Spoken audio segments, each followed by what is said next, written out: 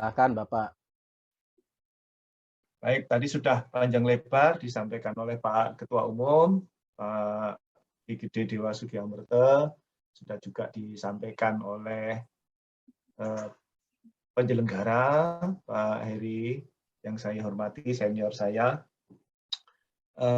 Untuk materi hari ini, teman-teman, yaitu masih lebih kita ya. akan belajar cara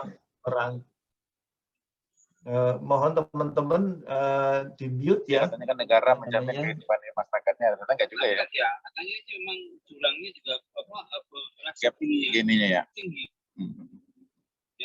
Teman-teman yang tidak bicara tolong di mute, nak, di mute, tolong di mute. Ini saya sambil saya bantu mute Pak Randy. Ya. Mohon maaf karena pesertanya cukup banyak, jadi harus satu persatu. Iya, satu persatu. Monggo. Baik, terima kasih. Baik teman-teman, Bapak Ibu, kita hari ini akan belajar mengenai cara merangkai laporan kegiatan perencanaan pembangunan dan penyusunan angka kreditnya dalam format dan teknik policy brief. Nah, seperti biasa, materi saya ini bukan kebenaran mutlak, sehingga apabila ada yang lebih update atau apabila ada yang lebih mutakhir atau apabila ada teori baru yang lebih baik,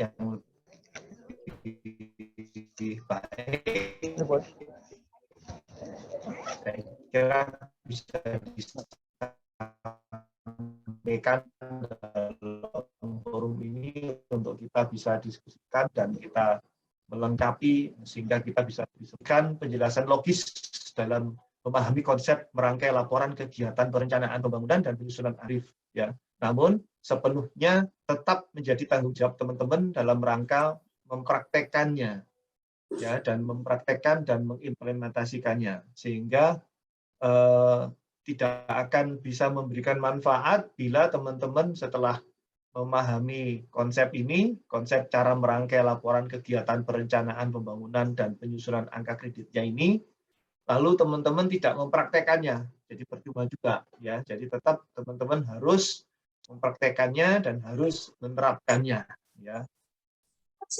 Baik teman-teman, kita akan mulai. Saya akan mulai dari yang pertama adalah mengantar ya. Apa yang sebenarnya bisa kita lakukan ketika kita akan menuangkan sebuah tulisan ya. Maka ada 6 hal yang perlu kita dekati ya, pendekatannya. Yang pertama adalah kemampuan atau pengetahuan yang kita miliki itu harus melekat pada diri kita. Nah, ini tentu saja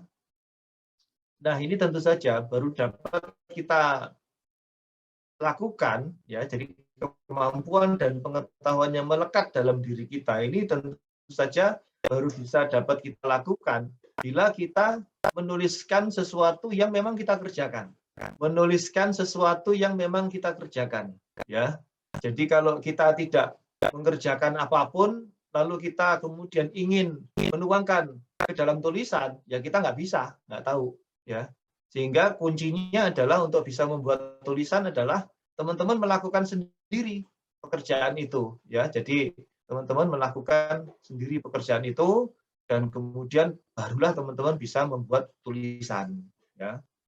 Kemudian yang kedua, bahwa teman-teman bisa melakukan penulisan, bisa membuat tulisan bila kemampuan dan pengetahuan yang teman-teman miliki itu memang ada di dalam alam pikirnya teman-teman. Ya, bukan di alam pikirnya orang lain, ya. Jadi kemampuan dan pengetahuan yang berada dalam pikiran seseorang itu sendirilah yang bisa kemudian dituangkan dalam tulisan. Jadi kalau itu merupakan bukan hasil diskusi atau bukan hasil pikiran dari teman-teman sendiri, tapi itu hasil pikiran dari orang lain, ya sulit ya untuk bisa dituangkan dalam tulisan. Kemudian yang ketiga adalah jenis kemampuan atau pengetahuan, ya jenis pengetahuan dan pengetahuan yang teman-teman tuangkan dalam tulisan itu, ya sesuai dengan pemahaman dan pengalaman dari teman-teman sendiri. sesuai dengan pemahaman dan pengalaman dari teman-teman sendiri. Contoh misalkan, bila teman-teman ingin menuangkan tulisan, misalkan judul tulisannya adalah laporan identifikasi perkiraan target pencapaian, laporan identifikasi perkiraan pencapaian target output mata anggaran kegiatan 16.06 di Dinas Pendidikan dan Kebudayaan Kabupaten Karawang tahun anggaran 2023 ya. Nah, bila teman-teman tidak melakukan sendiri proses perkiraan, proses menghitung perkiraan pencapaian target output mata anggaran kegiatan tadi, atau itu tadi dilakukan oleh orang lain, ya teman-teman tidak bisa membuat tulisannya.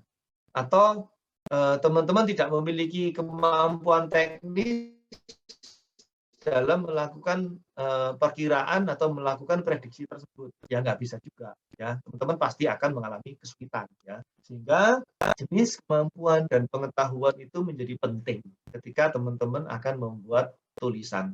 Jadi kita harus berkaca kepada diri kita sendiri. Kalau kita ingin membuat laporan, tentu laporan yang harus kita tulis adalah laporan yang memang benar-benar tekniknya, metodologinya kita kuasai. Jangan coba-coba kita menulis suatu tulisan yang tekniknya, metodologinya kita tidak menguasai. Gitu ya. Kemudian yang keempat, kemampuan atau pengetahuan teman-teman dalam menuangkan tulisan, ya, itu seringkali adalah kemampuan teman yang dituntut ya, adalah kemampuan teman-teman untuk menstrukturkan, ya, untuk menstrukturkan sesuatu yang tidak terstruktur. Jadi teman-teman membuat tulisan itu harus terstruktur. Justru tugas teman-teman ketika membuat tulisan, ya, dari hal-hal yang tidak terstruktur di luar, atau ketika teman-teman melakukan pekerjaan yang tidak terstruktur, misalkan teman-teman dalam rangka menyusun prediksi pencapaian target langkah, misalkan langkah 1, langkah 3, langkah 7, langkah 2, langkah 10, langkah 8. Nah, nggak terstruktur, ya. Nah, justru tugas teman-teman ketika melakukan penuangan ke dalam tulisan ini membuat menjadi terstruktur. Sehingga meskipun pelaksanaannya itu tidak terstruktur, tapi ketika menuangkan dalam tulisan harus terstruktur, harus terurut lagi. Menjadi langkah 1, 2, 3, 4, 5, 6.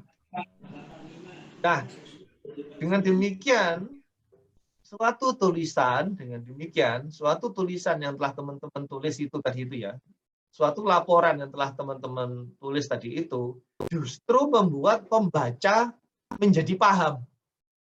Bukan pembaca berusaha keras untuk memahami tulisan Anda. Nah, itu ya. Ini salah kaprahnya adalah pembaca diminta untuk memahami dengan keras apa yang Anda tulis, ya. Justru pembacalah yang tidak tahu sebetulnya, sehingga pembaca menjadi lebih tahu atau menjadi tahu gara-gara tulisan yang Anda laporkan. Ini penting, ya. Ini penting banget, ya. Ini seringkali laporan yang teman-teman tulis justru membuat pembaca karena tulisan teman-teman tidak terstruktur. Nah, ini ya, ini kunci yang keempat, pendekatan yang keempat. Ya. Jadi tugas teman-teman ketika menuangkan laporan dalam tulisan, ya, menuangkan tulisan laporan, ya, itu justru menstrukturkan yang tidak terstruktur, kemudian mendefinisikan sesuatu yang sebelumnya tidak terpikirkan untuk kita pernah mendefinisikan. Ya. Kemudian juga tulislah laporan itu dalam bahasa yang formal, ya, bukan dalam bahasa gaul.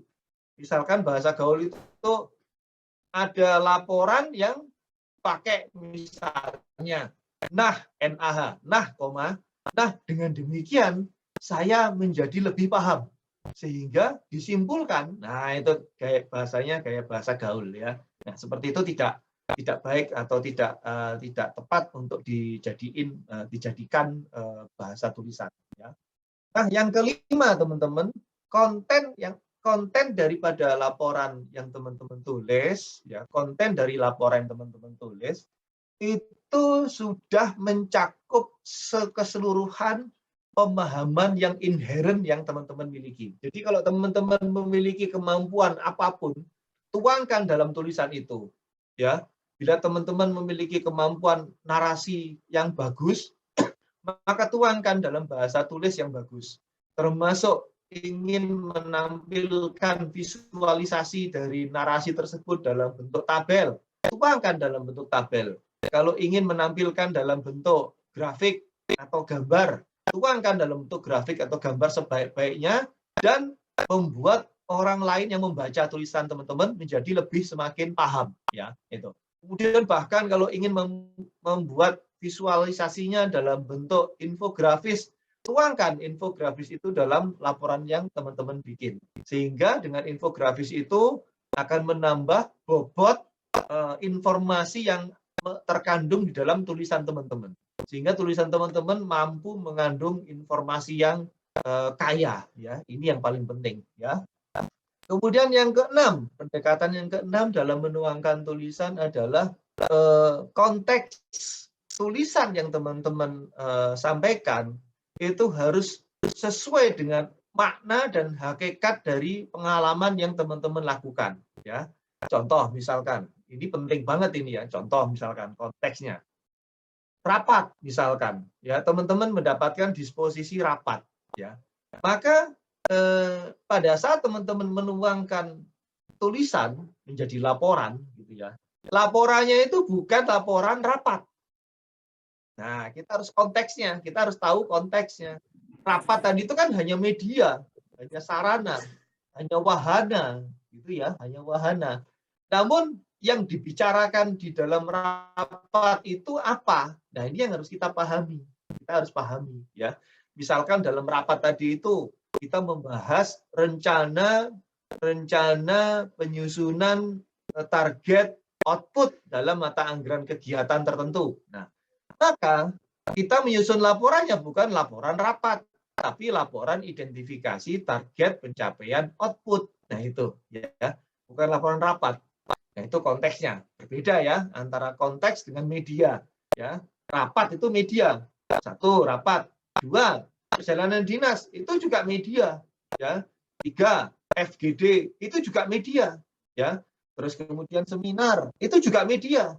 Rapat dengar pendapat itu juga media, ya, semua itu media. Nah, yang kita harus pahami adalah konteks yang dibicarakan dalam media tadi itu, dalam rapat tadi itu, dalam perjalanan dinas tadi itu, dalam FGD itu. Nah, itu yang harus ditulis. Jadi bukan medianya yang ditulis, ya, tapi konteks yang dibicarakan melalui media tadi itu.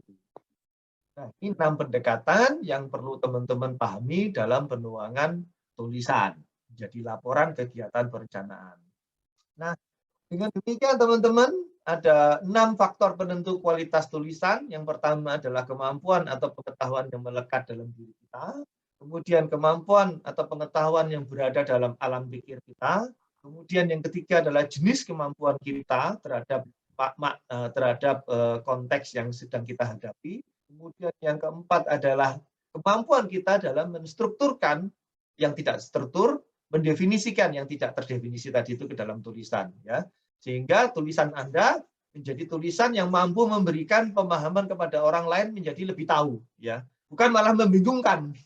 Tulisan Anda bukan tulisan yang malah membingungkan pembaca, tapi justru membuat pembaca semakin paham, semakin tahu, ya.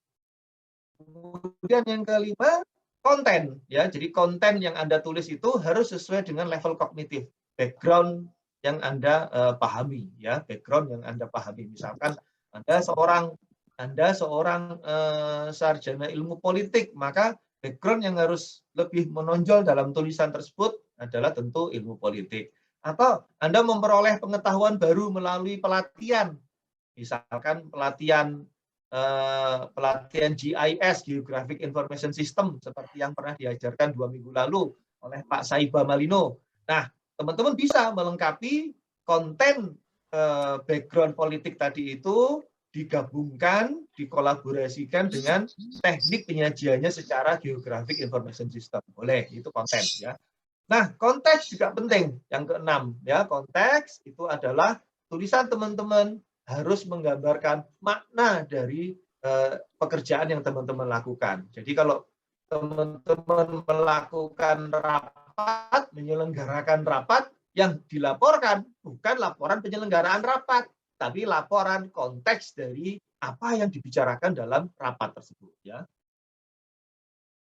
Dengan demikian, bagaimana cara menuangkannya 6 pendekatan ini ke dalam 5 langkah, ya, ke dalam 5 langkah yang insya Allah mudah-mudahan pagi ini kita diskusikan, ya, sehingga teman-teman menjadi lebih paham. Ini saya sangat menuntut sekali semua teman-teman, semua peserta ini mengikuti benar satu per satu, slide per slide yang akan saya jelaskan di sini. Sebab kalau tidak